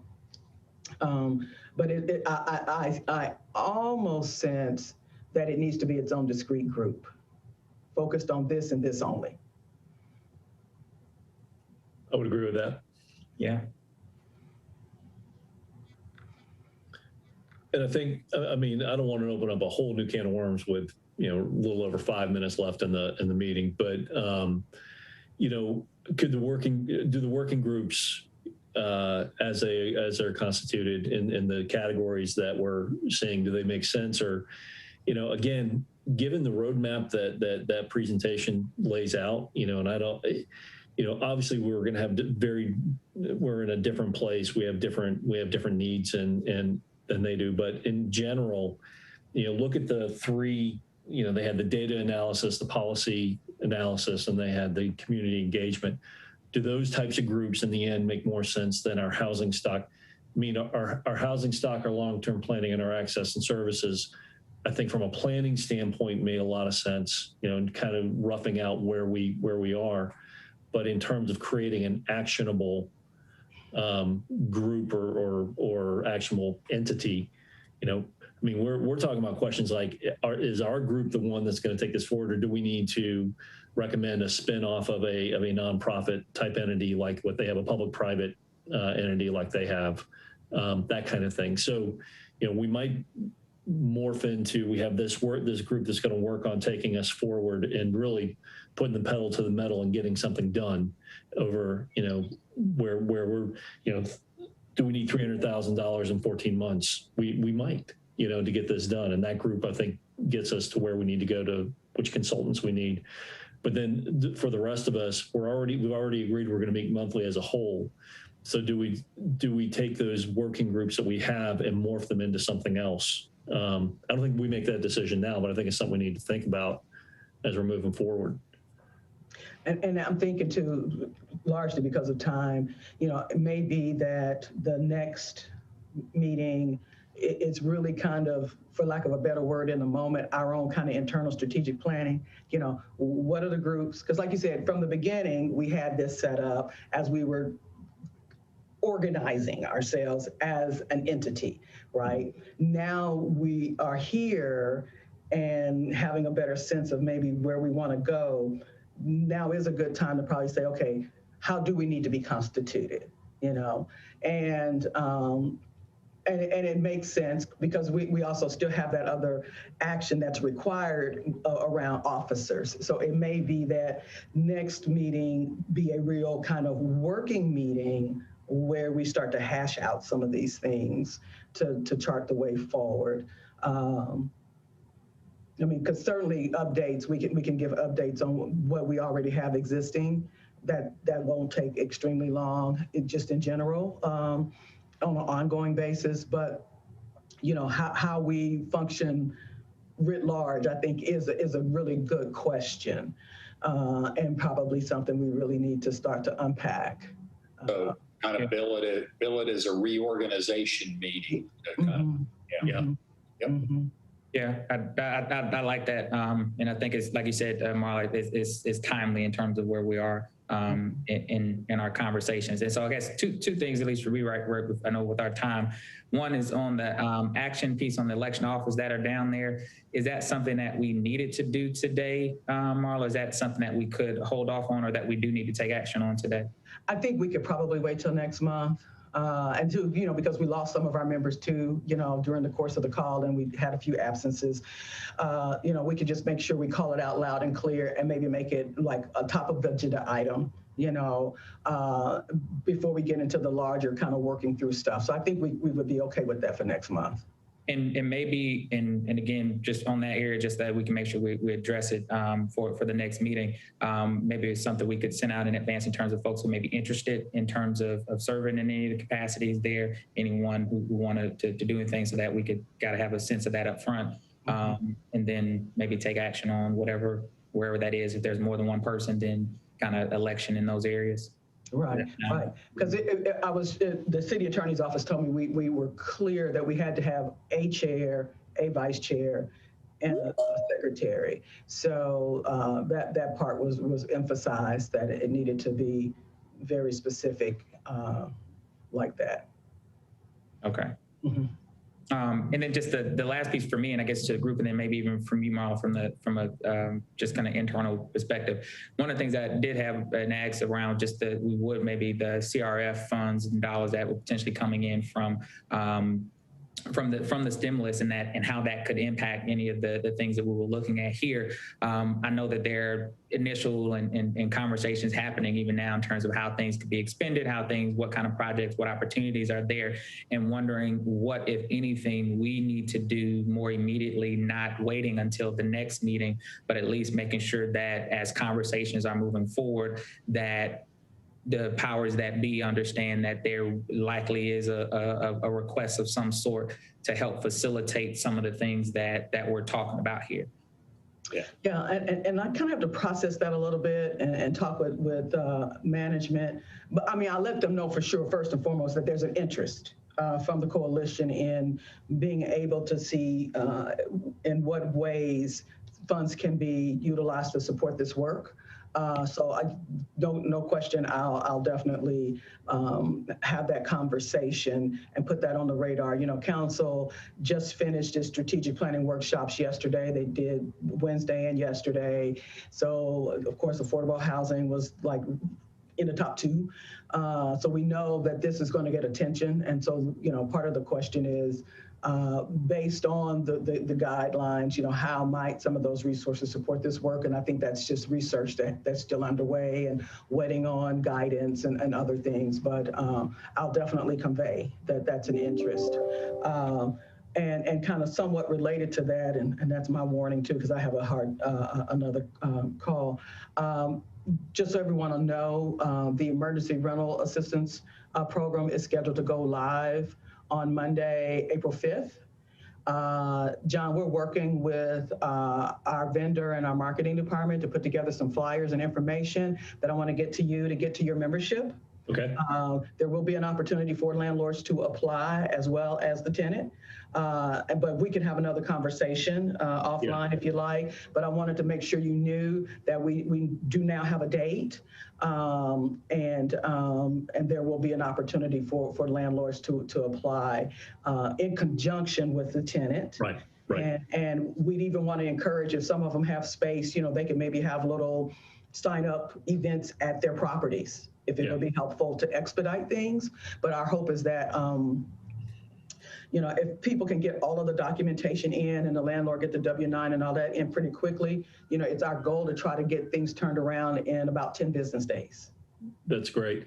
Marla, let's definitely have a call separately because we do have, I saw your presentation to the council and so had just 1 or 2 questions for you, but I'll also share with you some of the things that we've learned from the HOPE. I will just call it, it's been a bit of a mess on the communication side. So to help you guys just anticipate some of the calls you'll probably start getting. So let's definitely have that call and I can just share you some of the landlord experiences that have been interesting. Let's put it that way. Okay. Okay. I know we're at the end of our time, and I know we didn't get through some of the other pieces, but we spent the necessary time with the presentation from Housing NOLA that I think was very important, good use of our time. If everyone's okay with it, if there were kind of burning things that folks wanted, I guess, share with the whole body, maybe send that to us via email so that we can kind of maybe catch up on things in between time as we work towards what we'll have. And as well, if Marla, I don't know if there are thoughts for next one, if it's going to be strategic, if folks have ideas for how that maybe gets framed or how we move with that, getting with Shavonda or whoever so that we can, or yourself, to make sure we're good there. Okay. All right. And I know that Marla said she had another meeting that she had to get over to. So yeah, so it's coming through. So yeah, we'll just circle back. Yeah. All right. Okay. Thank you all. Thank you all. Thanks. All right. Have a great weekend. Thank you.